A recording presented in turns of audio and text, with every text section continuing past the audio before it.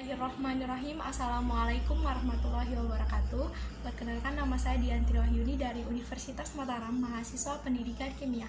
Halo semuanya, bagaimana kabar kalian? Tentunya tetap semangat terus ya dalam belajar kimia. Nah, pada pembelajaran kali ini kita akan masuk ke materi baru, yaitu kita akan belajar tentang ikatan kimia.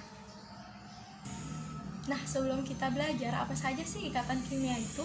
Nah, yang pertama kali kita harus memahami tentang kestabilan unsur. Nah, apa sih kestabilan unsur itu? Minggu lalu kalian sudah belajar tentang sistem periodik unsur, di mana dalam tabel SPU tersebut terdapat semua unsur yang ada di alam.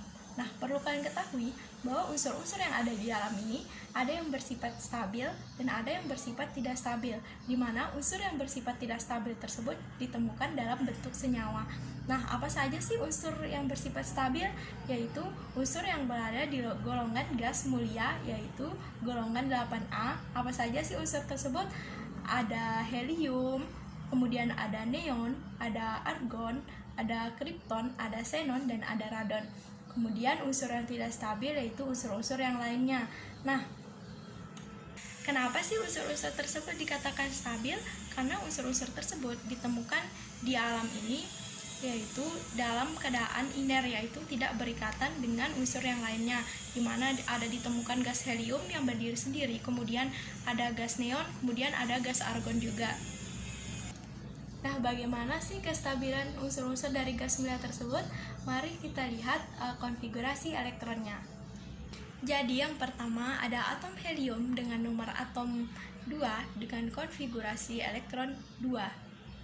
Kemudian yang kedua ada atom neon dengan nomor atom 10 dengan konfigurasi elektron 28. Kemudian ada argon dengan nomor atom 18 dengan konfigurasi elektron 288. Kemudian ada kripton dengan nomor atom 36 dengan konfigurasi elektron 28818. Kemudian ada xenon dengan nomor atom 54 dengan konfigurasi elektron 2818188. Kemudian yang terakhir ada radon dengan nomor atom 86 dengan konfigurasi elektron 281813218. Nah, jika diperhatikan, hanya atom helium yang memiliki elektron valensi atau elektron terluar 2. Sedangkan atom-atom yang lainnya, yaitu neon, argon, kripton, xenon, dan radon, yaitu memiliki elektron valensi atau elektron terluar yaitu 8. Nah, jadi karena unsur golongan gas mulia adalah unsur yang stabil, untuk penentuan kestabilan unsur akan terjadi apabila suatu unsur-unsur tersebut mengikuti konfigurasi elektron yang dimiliki oleh gas mulia, di mana suatu unsur tersebut akan mengikuti konfigurasi elektron dengan aturan duplet, yaitu memiliki 2 elektron valensi atau 2 elektron terluar, dan mengikuti aturan oktet, yaitu memiliki 8 elektron valensi atau 8 elektron terluar. Nah, jadi bagaimana sih caranya suatu unsur-unsur ini untuk memiliki konfigurasi elektron dengan elektron valensi yang sama dengan golongan gas mulia? Jadi, ada kecenderungan suatu unsur untuk melepas dan menerima elektron. Jadi kita akan bahas yang pertama, yaitu kecenderungan suatu unsur untuk melepas elektron. Nah, jadi di sini kita ambil contoh dari atom natrium, yaitu Na, dengan nomor atom 11 dengan konfigurasi elektron 281. Nah, dapat dilihat bahwa elektron valensinya atau elektron terluar yang dimilikinya yaitu 1. Nah, jadi kita akan mengubah konfigurasi elektron ini supaya konfigurasi elektronnya itu bisa sama dengan konfigurasi elektron yang dimiliki oleh gas mulia, yaitu memiliki elektron valensi atau elektron terluar yaitu 8. Jadi, jika dilihat dari konfigurasi elektron yang dimiliki oleh Na, nah pada kulit kedua yaitu memiliki elektron 8, sedangkan elektron valensi atau elektron terluarnya 1. Jadi kita bisa melepas satu elektron tersebut atau elektron terluar tersebut supaya konfigurasi elektronnya itu bisa sama dengan konfigurasi elektron yang dimiliki oleh gas mulia. Jadi kita akan melepas satu elektron atau elektron valensi tersebut, sehingga karena Na melepas satu elektron, maka dia akan bermuatan positif menjadi Na+. Dan konfigurasi elektronnya menjadi 28 karena satu elektron terluarnya tadi sudah dilepas, sehingga keadaannya sekarang Na+ ini memiliki konfigurasi elektron yang sama dengan konfigurasi elektron yang dimiliki oleh gas mulia, sehingga Na+ ini dikatakan stabil. Jadi perlu diingat bahwa atom-atom yang memiliki elektron valensi sedikit, dia itu akan cenderung melepas elektron dan mengikuti kaidah oktet dengan kecenderungan melepas suatu elektron. Kemudian kita akan membahas kecenderungan suatu unsur dalam menerima elektron. Di sini kita ambil contoh yaitu atom F dengan nomor atom 9 dengan konfigurasi elektron 2, 7. Nah, dapat dilihat bahwa elektron terluar atau elektron valensi yang dimiliki oleh atom F yaitu 7. Nah, bagaimana caranya supaya konfigurasi elektron ini dapat sama dengan konfigurasi elektron yang dimiliki oleh gas mulia, yaitu memiliki elektron valensi 8. Jadi, jika dilihat di sini, elektron valensinya kan 7. Nah, untuk supaya elektron valensinya menjadi 8, maka F ini harus menerima satu elektron.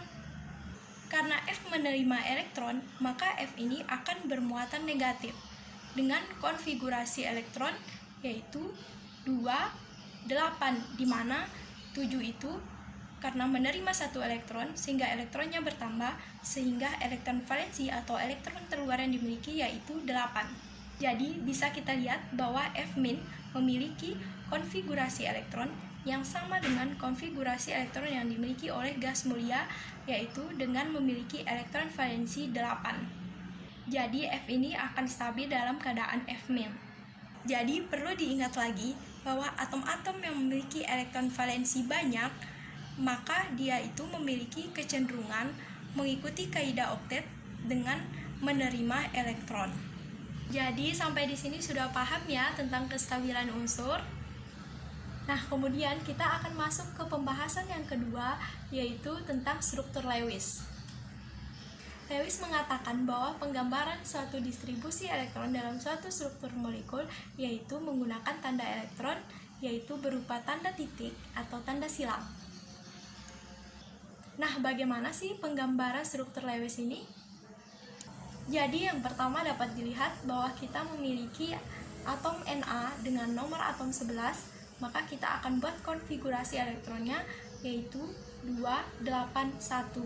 Nah, kemudian penggambaran struktur Lewisnya yaitu karena struktur Lewis ini merupakan menggunakan elektron dengan tanda titik atau silang, maka elektron yang akan kita gambarkan yaitu elektron valensinya.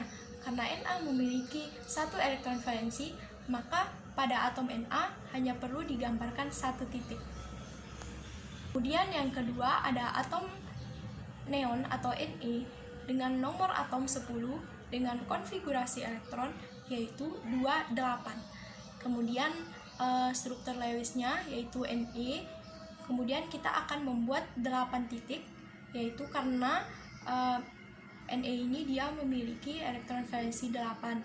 Jadi kita akan mengisi titik tersebut di sekeliling dari atom Ne. Jadi 1, 2, 3, 4, 5, 6, 7, 8.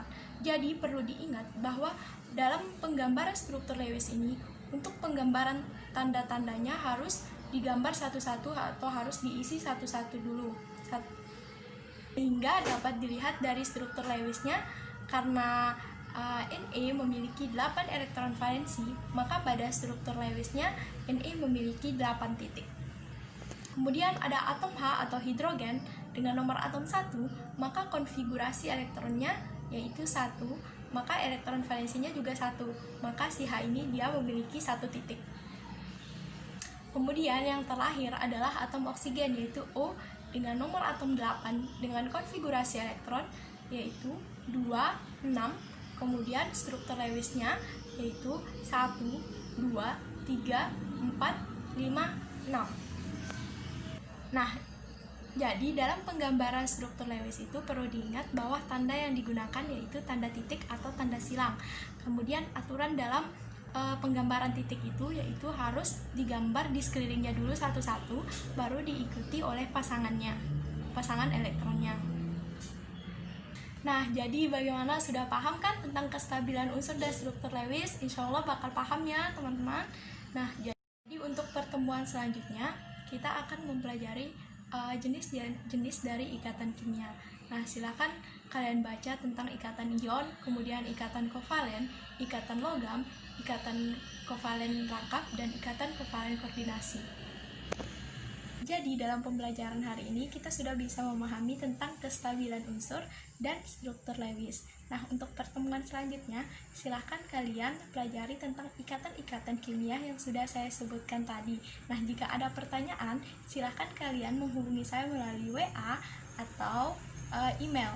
Nah, semoga bermanfaat ya teman-teman. Sekian dari saya, terima kasih. Wassalamualaikum warahmatullahi wabarakatuh. Tetap semangat ya.